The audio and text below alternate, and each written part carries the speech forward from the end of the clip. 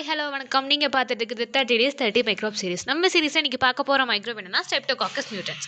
இது ஒரு pathogenic microbe. இதை டிஸ்கவர் பண்ணினது ஜேம்ஸ் கிளீன் கிளார்க்ன்ற ஒரு சயின்டிஸ்ட் தான். இவர் என்ன பண்ணியிருக்காருன்னா டிகே டூத்லேருந்து லெஷன்ஸை கலெக்ட் பண்ணி அப்சர்வ் பண்ணி பார்த்துருக்காரு.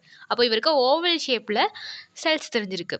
ஸோ என்னவா இருக்கும்னு கெஸ் பண்ணுறப்போ ஸ்ட்ரெப்டோகாக்கஸ்லேருந்து மியூட்டேட் ஆகி வந்திருக்கலாம் அப்படின்னு நினச்சி ஸ்ட்ரெப்டோகாக்கஸ் மியூட்டன்ஸ்னே பேர் வச்சுட்டாங்க. இதோட மேஜர் ரோல் என்னன்னு பார்த்தீங்கன்னா டூத் டிகே தான். இதை 1915 தான் ஐடென்டிஃபை பண்ணியிருக்காங்க. ஆக்சுவலி இந்த மைக்ரோ பற்றி இன்ட்ரெஸ்டிங் விஷயம் என்னென்னா, இந்த மைக்ரோபால் ஒரு குழந்தைக்கு பல்லு வெளியில் வரதுக்கு முன்னாடியிலேருந்து பெரியவங்களுக்கு பல்லு விழுந்ததுக்கு அப்புறம் வரக்கூட நம்மளோட மவுத்தில் சர்வைவ் ஆக முடியும். அண்ட் இதோட இம்பார்ட்டன்ட் எபிலிட்டி என்னன்னு பார்த்தோம்னா பயோஃபிலிம் ஃபார்மேஷன் தான். அண்ட் டீத்தில் பிளேக் அப்படின்ற ஒரு லேயர் ஃபார்ம் பண்ணி அதில் சர்வைவ் ஆகும். அது மட்டும் இல்லாமல் ஃபுட்டில் இருக்கக்கூடிய கார்போஹைட்ரேட் கண்டென்ட்டை குளுக்கன்ஸ் அண்ட் ஆசிட்ஸாக கன்வெர்ட் பண்ணுது.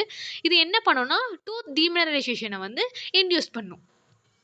இதாவது யோசிச்சிருக்கோமா, நம்ம டூத் பேஸ்ட்டில் உப்பு, நீம், லெமன், சார்கோல் மாதிரியான ஐட்டம்ஸ்லாம் இருக்குது, எதுக்காக இருக்குன்னு யோசிச்சிருக்கோமா?